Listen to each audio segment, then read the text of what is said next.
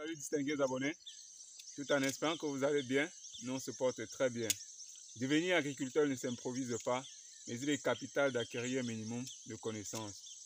Bienvenue une fois de plus dans cette énième vidéo. Ici nous parlons agriculture, nous parlons apiculture, nous parlons agroforesterie. Nous vous donnons des astuces pour réussir dans vos différents projets agro-silvo-pastoraux. Alors dans la vidéo d'aujourd'hui, nous allons parler de ce qu'il faut faire dans un verger après 3 mois et demi de planting. Vous savez, on vous le dit chaque fois, la mise en place d'un verger d'avocatier greffé demande assez d'exigences. Il faut être là en permanence et cela donne également beaucoup de revenus, génère également beaucoup de revenus parce que l'avocat est utilisé pour faire de l'huile, pour la consommation. Bref, le coût sur le marché est de plus en plus élevé. Alors, après, nous sommes dans notre verger, pratiquement à 4 mois après avoir planté nos différents plants. C'est vrai, on s'est absenté 1 mois et demi. Et ce qu'on aurait dû faire à partir de 3 mois et demi, c'était quoi? C'était d'éliminer complètement le porte-greffe et de détacher la gaine d'attache. Ça, c'est une opération qu'il fallait faire à 3 mois et demi. Vous voyez que non seulement le porte-greffe continue à prendre de la taille, mais cela constitue une perte d'énergie pour le greffon. Voilà le greffon que nous avons mis ici.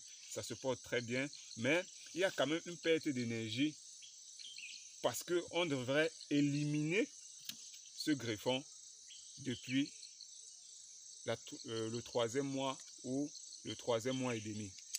Non seulement ça, il fallait également détacher cette gaine d'attache. Et comme vous pouvez le constater, la gaine d'attache, si tu peux rapprocher, la gaine d'attache constitue déjà un gros d'étranglement pour notre greffon.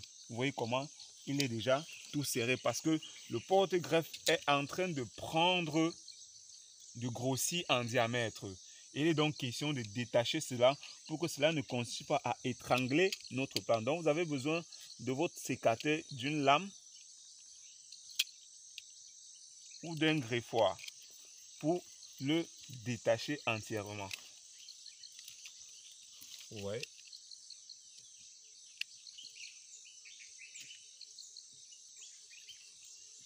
Là, c'était déjà tout serré.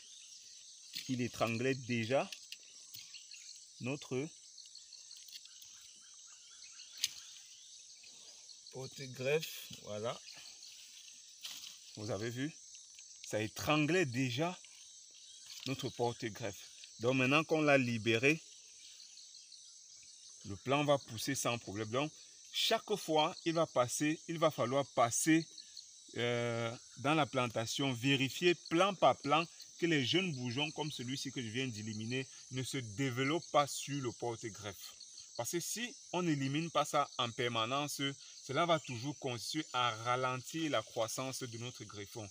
Donc, à 3 mois et demi, 4 mois, éliminez complètement votre porte-greffe, détachez la gaine d'attache pour ne pas vous retrouver avec ceci.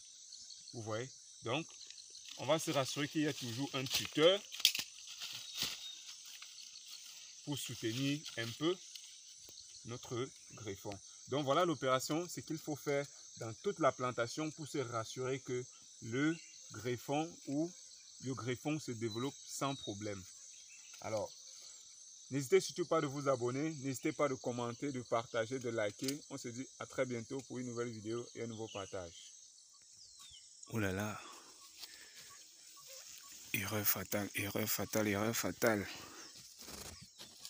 Laisser les jeunes bourgeons du plant greffé se développer. Vous voyez? Ça, c'est une grosse erreur. L'énergie est perdue. Donc, ce qu'il faut,